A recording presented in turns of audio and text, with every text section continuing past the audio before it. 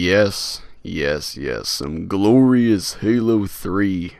This is one of my favorite shooters, and I've talked about it quite a bit in some of my commentaries. Hold on just a second, I have to run this dude over. Get out of the way. Dude, I actually ran him over going pretty slow, but yeah, that's the thing about the Warthog. The vehicle hit detection was a little bit weird. Sometimes you could go full speed and run into someone that wouldn't kill them, and sometimes you could barely, hit the gas and it runs the dude over. Nonetheless, I ran that dude over, and now I have to get him off my windshield. Unfortunately, the windshield wipers don't turn on, so, it's all good, though. What's going on, guys? The Big Storm out here bringing you a Halo 3 gameplay commentary. I'm playing with my cousin Tyler and my friend Rob. And we just, decided to hop on some Halo 3. My cousin Tyler and we've been playing Halo 3 a lot the past few days. I just got this idea, I was like, Call of Duty was kind of getting boring, and I said this back a few months ago. I'm like, Call of Duty's kind of boring. Just all the shooters really that I've been playing are boring. Even Battlefield at times it can be kind of boring. I guess because we're just so subjected and used to this, updated technology like shooter. You know what I'm saying? With all the added features, all the extra features. That dude went flying, man. I think it's funny, the little ragdolls when you shoot dudes in there, they go flying.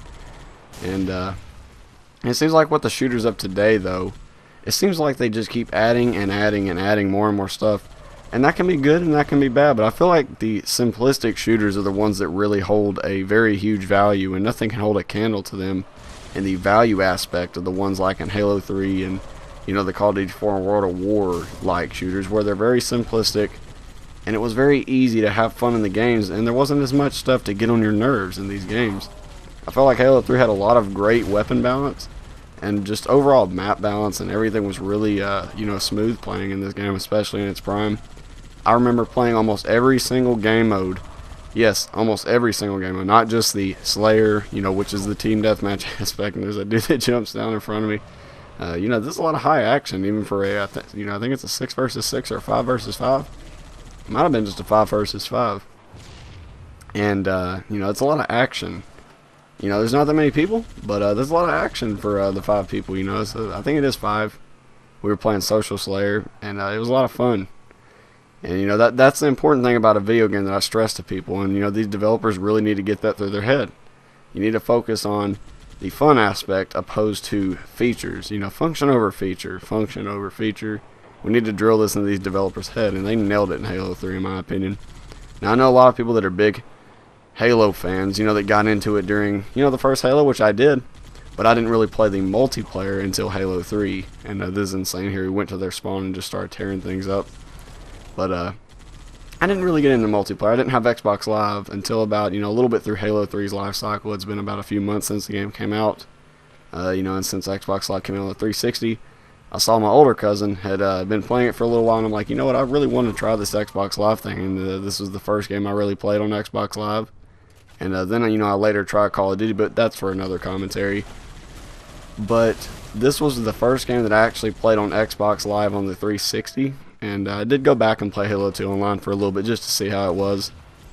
Going from Halo 3 as your first online shooter to Halo 2, it's a big difference. And I'm Halo this dude out of here. Pretty funny. Get out of my junk gunner, boy. But, going from Halo 3 to Halo 2, it's a big difference because, from Halo 2 to Halo 3, it was a big difference as far as, how the function goes and everything. So I can't really give my opinion on how the game played.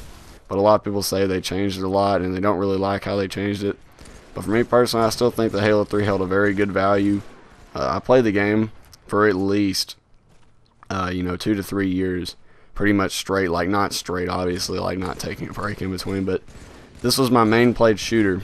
No matter what game came out during the next few years, this was one of my main played shooters. And, I even still go back to play it. And this game came out in 2007 or 6, something like that. So that just goes to show how much of a great value this game has. And I went back and played it, and you guys can see this is recent gameplay. This is 2014 gameplay. This gameplay, I got this like 3 days ago. So that just goes to show you how good this game still is. As you can tell, it still plays pretty smooth. I think the hit detection is still pretty good in it. You get some weird connections here and there, but, there's still a few thousand people on it. There's still a decent amount of people on it, so you get a pretty good connection a lot of the times. Seeing as a lot of people from America probably still play this game.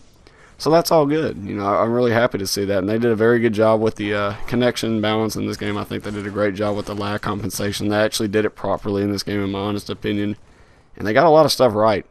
I know you're thinking, well, what did they get wrong with the game? Well, for me personally, when I played this game in its prime, there was a few things that got on my nerves. Mainly just the fact that whenever you were both hurt, sometimes you can get into a never-ending sword duel, and that would just rarely happen. I think they later patched that to where only one person would win, and it was usually the host or whatever. And that was rare circumstances. And like I said, this game, this is back when host was a big thing back then. A lot of you probably think host nowadays is like bad, and it really is. But that's just kind of my quick commentary on Halo 3. I really did like this game. This game made a huge impact on my gaming career as first-person shooters are concerned, but I hope you guys enjoyed. You guys, of course, have an awesome day, and I'll see you in the next one.